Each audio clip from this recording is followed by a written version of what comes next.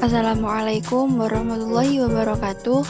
Perkenalkan, nama saya Sayyidatina Nuria Syabani dari kelas 10 IPA 1, nomor absen 31. Di sini saya akan menjelaskan sedikit tentang cerita hikayat.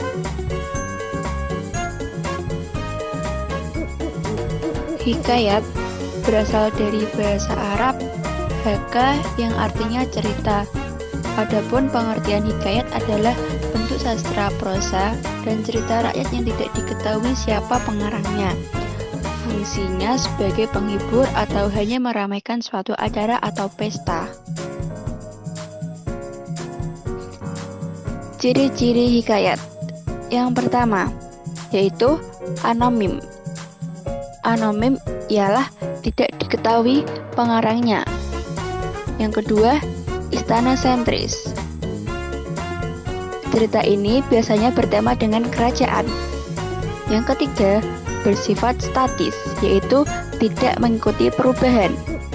Yang keempat, bersifat komunal, yaitu milik masyarakat umum. Menggunakan bahasa klis, yaitu bahasa yang diulang-ulang. Yang keenam, bersifat tradisional. Yang ketujuh, bersifat didaktif, yaitu pasti ada nilai pendidikan. Yang ke-8, menceritakan kisah universal manusia. Yang ke-9, terdapat kemustahilan dalam cerita.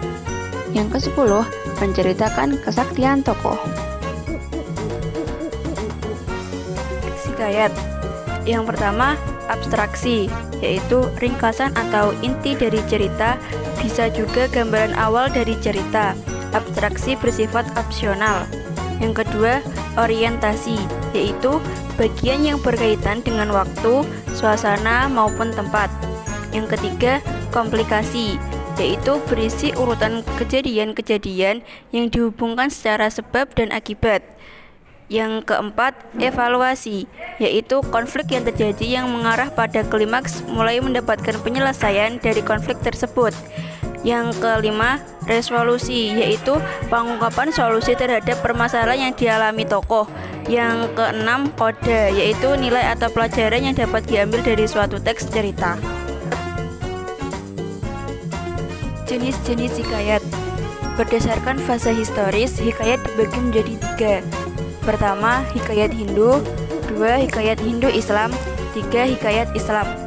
Berdasarkan isinya, hikayat dibagi menjadi 3. 1, hikayat jenis rekaan. 2, hikayat jenis sejarah. 3, hikayat jenis biografi.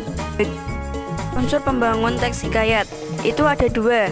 Yang pertama, unsur ekstrinsik, yaitu 1, religi.